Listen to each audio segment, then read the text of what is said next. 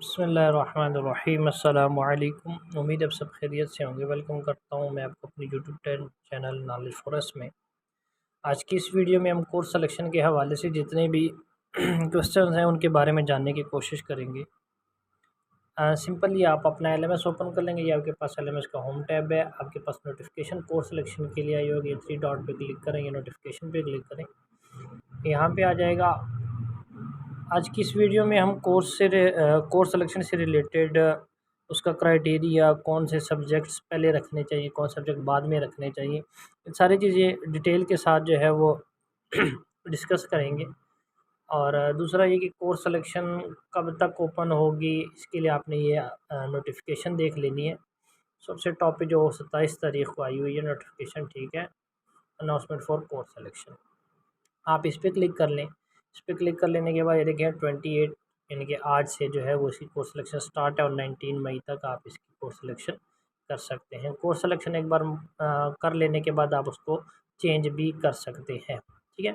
उसके बाद ये नीचे जो है वो इस अनाउंसमेंट में कुछ डिटेल्स दी हुई हैं हर सब्जेक्ट के हवाले से। अगर आपको फ़ीस से रिलेटेड कोई इशू आ रहा है तो उसके हवाले से ये दी हुई है। ईमेल आप कर सकते हैं या टिकटिंग जो हमारा सिस्टम है दूसरा सपोर्ट सिस्टम, आप उसके हवाले से। और अगर आप डायरेक्ट एक्सटेंशन नंबर पे वीडियो के कॉल करना चाहें तो वो भी आपको दिया हुआ है, ठीक है। सबसे पहले आपने 04211188088 इस पर कॉल कर लेना। उसके बाद आपको ये देख लें जो भी आपका कोर्स से रिलेटेड, फ़ीस से रिलेटेड या जिस भी कोर्स का ये प्रोजेक्ट के हवाले से, प्रोजेक्ट से रिलेटेड आपको कोई गाइडलाइन वगैरह चाहिए तो आपने डायरेक्ट उसकी एक्सटेंशन नंबर जो है वो आपने मिला लेनी है, ठीक है। तो पहले आपने कॉल इस पर करना है 04211188088 इस पर, फिर उसके बाद आपने एक्सटेंशन मिला लेनी है। तो आप जो भी मुतल्लिक़ आपका डिपार्टमेंट होगा आप उसको कॉल चली जाएगी, आप उससे जो है वो जो भी आप रिक्वायरमेंट्स आप पूछना चाहते हैं, डिटेल लेना चाहते हैं, वो आप पूछ सकते हैं। ये सारे एक्सटेंशन नंबर यहाँ पर मौजूद है।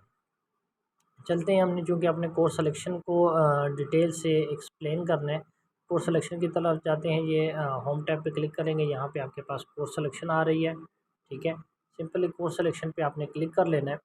कोर्स सिलेक्शन पे क्लिक कर लेने के बाद आपके पास यहाँ पर इस तरह का इंटरफेस ओपन हो जाएगा।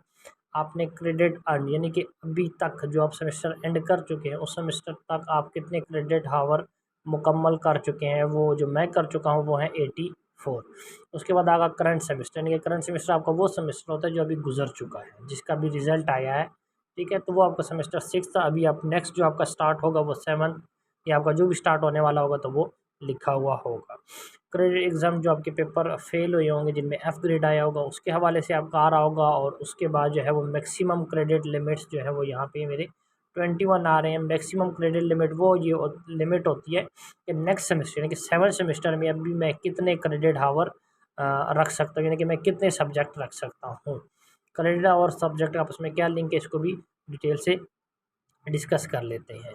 ये देखिए जिस तरह का मेरे पास पहला कोर्स है सीरियल नंबर 1 कोर्स है CS 506, ठीक है। इसके क्रेडिट आवर यहाँ पे ये देखें सामने लिखे हुए हैं, ये देखें 3, ठीक है। तो इसका मतलब ये है कि एक कोर्स जो है वो मेरे पास कितने क्रेडिट आवर का है, 3 का है। और मैं टोटल कितने क्रेडिट आवर रख सकता हूँ, 21। तो इसका मतलब ये है कि मैं 3 क्रेडिट आवर के 7 सब्जेक्ट रख सकता हूँ इस कोर्स में, इस सेमेस्टर में। इससे कम मैं रखना चाहूँ तो वो मेरी मर्ज़ी है, मैं कम भी कर सकता हूँ, ठीक है। मिसाल के तौर पर मेरे क्रेडिट आवर की जो मैक्सिमम लिमिट है वो 21 है और मैं 6 सब्जेक्ट सेलेक्ट कर लेता हूँ, ठीक है। तो अब 6 सब्जेक्ट सेलेक्ट कर लेने के बाद मेरे पास क्या होगा कि मेरे कितने क्रेडिट आवर बन जाएंगे, 18, ठीक है। तो ये मेरे 18 क्रेडिट आवर बन जाएंगे और टोटल मैं 21 रख सकता हूँ। मैं आराम सुकून से इस पर क्लिक करूँगा, सेव सलेक्शन, इसको मैं यहाँ से इसको कर लेता हूँ। अच्छा, सेव सिलेक्शन पे किया तो ये मेरे पास जो है मेरे कोर्स सिलेक्शन जो है वो कंप्लीट हो गई है। अगर मैं कोर्स सिलेक्शन अपडेट करना चाहते हैं, चेंजेस करना चाहते हैं, ठीक है, तो आप यहाँ से चेंज कर सकते हैं। मैं चेंज करना चाहूँगा, मैं एक और सब्जेक्ट जो है वो भी ऐड करना चाहता हूँ, ठीक है। तो ये MGT 501, ठीक है, ये मैं करना चाहता हूँ। अब मैं कोर्स सिलेक्शन अपनी जो है यहाँ से सेव कर लूँगा। एक और बात ये देखें, ये जो आखिर में 2 आ रहे हैं, इसका आ रहा है you can select maximum 1 course from the course MGT 602 and 501, कि इन 2 कोर्सेज़ में से जो आखिरी 2 हैं 11 एंड 12, ठीक है। इन दोनों में से मैं कोई एक कोर्स सेलेक्ट कर सकता हूँ, ठीक है। जिस तरह इस्लामियात का और एथिक्स में होता है, ठीक है, एथिक्स नॉन मुस्लिम के लिए और मुस्लिम्स के लिए इस्लामियात, तो उन दोनों में से कोई एक सेलेक्ट कर सकते हैं। फिज़िक्स 101, फिज़िक्स 301, इन दोनों में से कोई एक सेलेक्ट कर सकते हैं। तो उनमें से कोई एक जो है वो आपने सेलेक्ट कर लेना है, ठीक है। यहाँ से आप इजीली इसको सेलेक्ट कर सकते हैं। उसके बाद आपने सिलेक्शन जो है किन किन कोर्सेज़ की करनी चाहिए, इसके हवाले से मैं आपसे डिटेल से बात करूँ कि आपको किन किन कोर्सेज़ की जो है वो सिलेक्शन करनी चाहिए। तो उसके लिए आपने जो है ना वो माई स्टडी स्कीम में चले जाना है। माई स्टडी स्कीम आपने एक बार देख लेनी है कि देखिए सेमेस्टर नंबर 1 के अंदर मिसाल के आप सेमेस्टर नंबर 1 तो चूँ आपके प्री सेलेक्ट हुआ होगा, ज़ाहिर सी बात है। सेमेस्टर नंबर 2 के अंदर आपने कोशिश करनी है कि ये देखिए जिस तरह मेरे पास ये आ रहे हैं, ठीक है, ये कोर्सेज़ सारे आ रहे हैं, इनमें से मैं सेलेक्ट कर सकता हूँ ये सेमेस्टर नंबर 2 में, ठीक है। सेमेस्टर नंबर 2 में CS 403 है, 304 है, इको 401 और MGT 101। MGT 101 और इको 401 में से मैं कोई एक सेलेक्ट कर सकता हूँ, ये देखिए, ठीक है। जिनके दो में से चॉइस होगी उनके साथ यूँ आपस में यूँ ये कलर इनका चेंज होगा, ये मेंशन होगा, ठीक है। आपने ये देख लेना है। दूसरी बात ये कि अगर आप नीड बेस्ड स्कॉलरशिप लेना चाहते हैं नेक्स्ट सेमेस्टर्स में, तो आपने वीयू ने जो ये क्राइटेरिया दिया हुआ ना सेमेस्टर 1 में, आपने ये CS 101, 201, 101, ISL, ठीक है, एथिक्स और ISL में से कोई एक, और MTH 101 पाक 301, इन सेमेस्टर नंबर 1 के जो भी कोर्सेज़ हैं इन सारों को सेमेस्टर वाइज ही चलना है।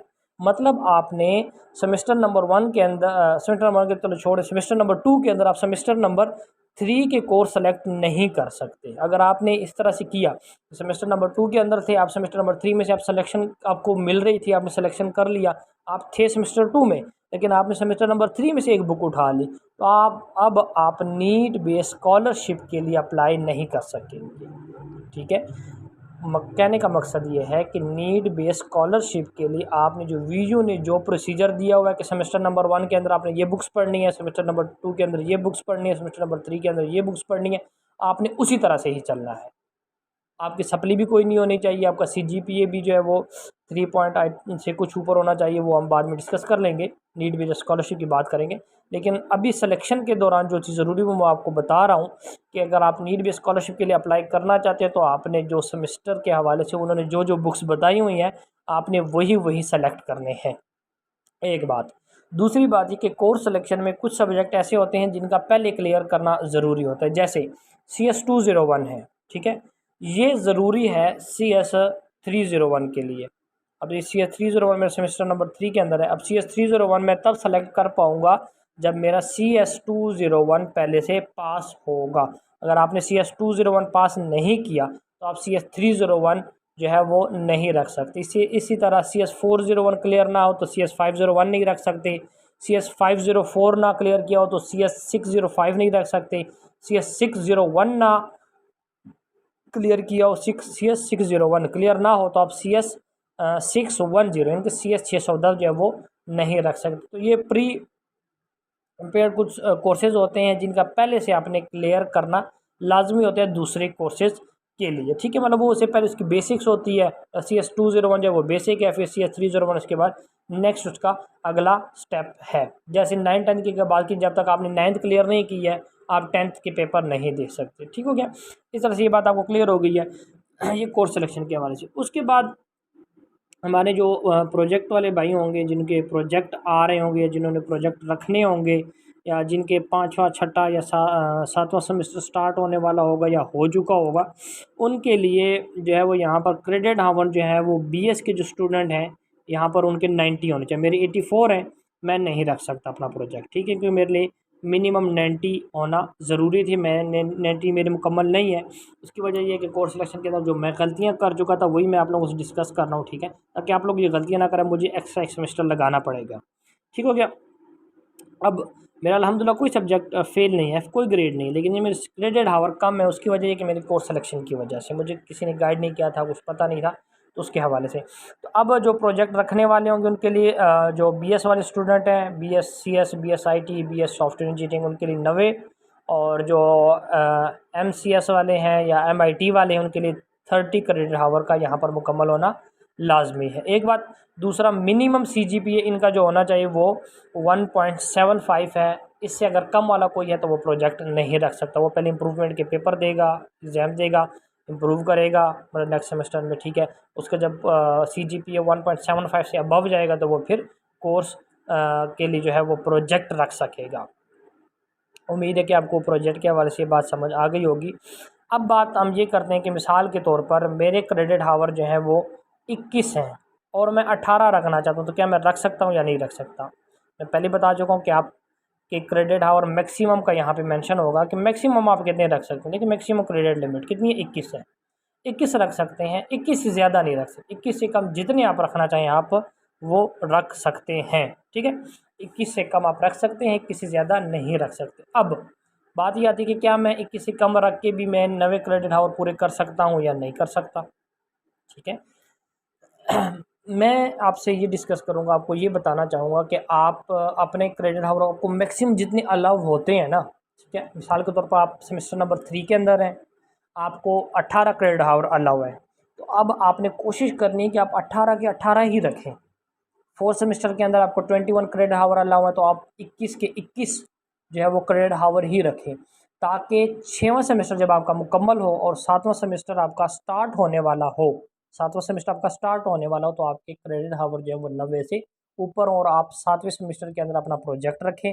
7वां सेमेस्टर और 8वां सेमेस्टर 2 सेमेस्टर प्रोजेक्ट मुकम्मल होने में लगते हैं, तो आपके 2 जैसे ही सेमेस्टर मुकम्मल होने वाले का प्रोजेक्ट भी क्लियर हो चुका होगा और 4 साल के अंदर अंदर BS वालों का और 2 साल के अंदर अंदर जो MS वाले हैं, MCS या MIT वाले हैं, उनका जो है वो क्लियर हो जाएगा अपना प्रोजेक्ट। यानी कि चाहे आपने जो क्राइटेरिया आपके जो टाइम लिमिट है 2 साल 4 साल, आप उसके अंदर अंदर अपना प्रोजेक्ट समेत सारी एजुकेशन जो है वो मुकम्मल कर सकते हैं। तो आपने फॉलो इसी तरह से ही करना है। ये क्रेडिट और जितने आपको मैक्सिमम अलाउ होते हैं ना, आपने उतने ही गेन करने हैं, आपने उतने ही टेक करने हैं, आपने उतने ही कोर्स सिलेक्शन में कोर्सेज रखनी है, ताकि बाद में आपको कोई मसला मसाइल ना हो। जिस तरह मैं भी 7 सेमेस्टर स्टार्ट है लेकिन मेरे क्रेडिट हावर कम है, 6 क्रेडिट हावर कम है कि 2 सब्जेक्ट के कम है, तो हमें मतलब ये था कि 21 अलाव होते थे क्रेडिट हावर, हम 18 क्रेडिट हावर के रखते रहे हैं। ठीक है, तो मतलब उस टाइम किसी ने गाइडलाइन नहीं दी थी, कोई इन्फॉर्मेशन नहीं थी वर्चुअल यूनिवर्सिटी की, तो ये हमारे साथ मसला आता रहा है। तो ये जो है वो डिटेल के साथ आप लोगों के साथ डिस्कस करने का मकसद ही यही है, ताकि जो गलतियाँ हमने की हैं आने वाले वक्त में वो गलतियाँ आप ना करें, आपका टाइम ज़ाया ना हो। तो उम्मीद है सब कुछ आपको क्लियर हो चुका होगा। अगर उसके अलावा कुछ क्लियर नहीं है तो आप कमेंट सेक्शन में या व्हाट्सएप नंबर पे आप पूछ सकते हैं, डिस्कस कर सकते हैं। और ये कि मज़ीद दूसरी अपडेट हासिल करने के लिए चैनल को ज़रूर सब्सक्राइब करें, बेल आइकन को भी दबाएं, ताकि आने वाली अपडेट जो है वो आप तक बरकरार पहुंचती रहें। आप को जो भी मसले मसाइल हों वर्चुअल यूनिवर्सिटी से या नॉलेज के हवाले से, आप हम उसको आपस में